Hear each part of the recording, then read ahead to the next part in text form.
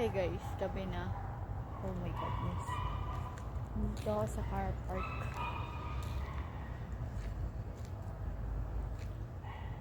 Dito lang gusto kong buhay. Tahimik. Wala sa gulo. Ayan.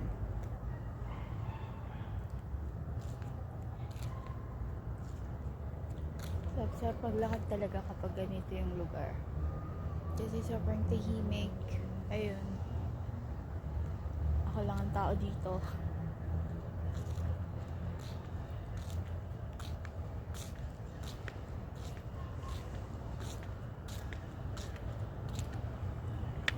Ayan.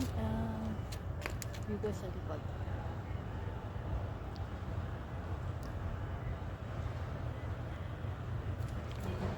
Ganun sarap tumambay pag ganito. Kasi makakapag-isip ka ng maayos. Tapos maririnig mo lang na sounds yung sasakyan, ganun. Ang sarap mabuhay kapag payapang payapa. Yung wala kang iniisip na problema, trabaho lang, bahay, yun lang. Tapos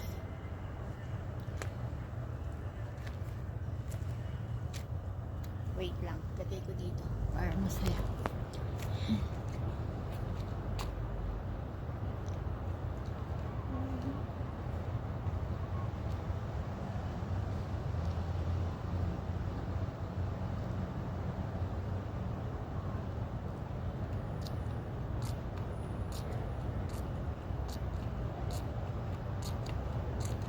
Sarap.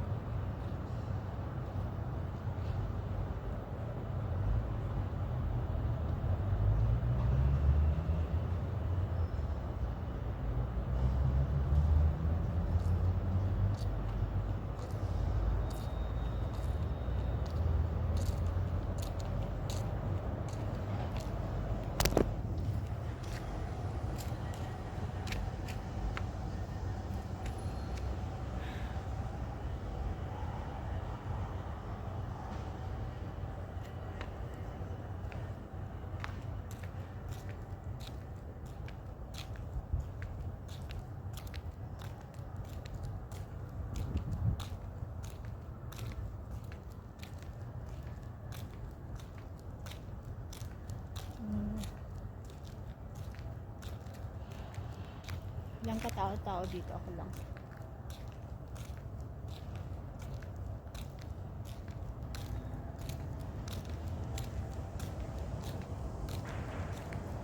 Yung mga dumadaan na train. Dito sa inyo yung train.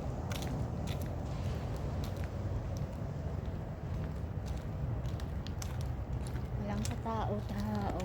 Pakita.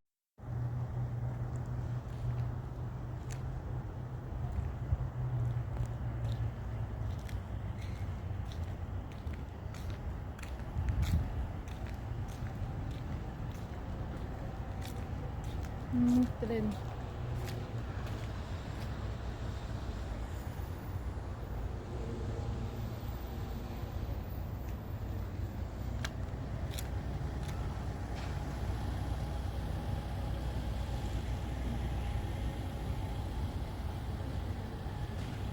Sobrang masarap tumambay kapag ganito. Sarap-sarap tumambay kapag ganito. Yung walang katao-tao, mag-isa ka lang.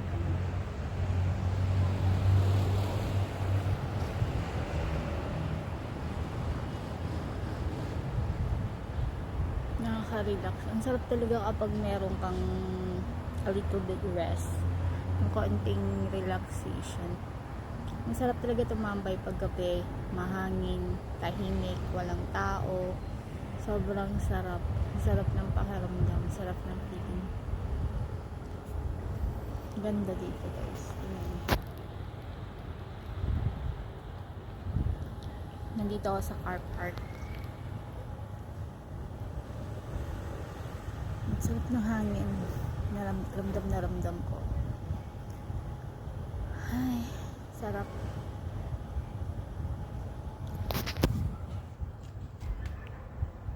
Yun sa likod ko, may MRT dyan.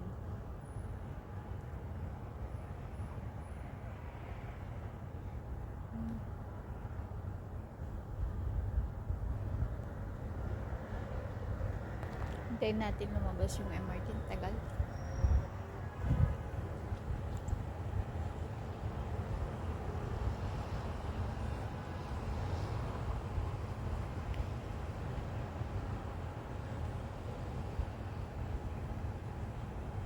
Alam nyo ba, nung bata ako,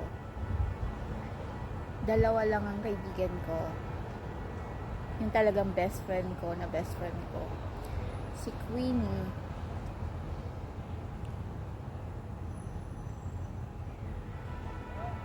Si Queenie lang pala. Tapos nung high school ako, si Lara. Nung college ako, si La Cheche and Cedric. Ayan. Sila yung pinaka best friend ko. As in, super sarap nilang kasama kasi yan, may MRT na. Kita niyo yung MRT? Ayan.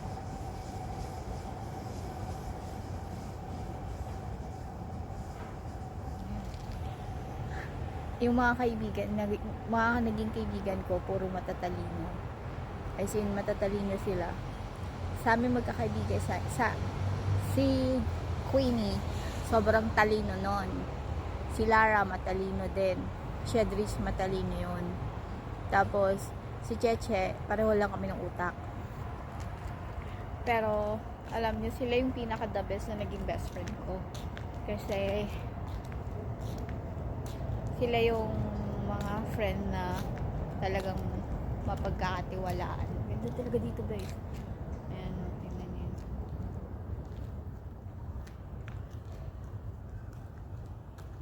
Oh, diba? Ang ano nga lang, sila yung mga best friend ko na pinagkakatiwalaan ko. Until now, mga kaibigan ko pa rin sila. Yung si Cheche, kakakasal pa lang nung February. Si Queenie, may karoon na siya ng baby, pero nasa ibang bansa siya, Turkey, yung naging asawa niya. Si Cedric, sundalo yung asawa, teacher yung best friend ko. Si Lara, yung driver yung asawa niya, pero may kaya sa buhay. So, ako na lang yung single. Alam nyo ba kung ano yung mga namimiss ko nung bata ako nung kasama sila? Nung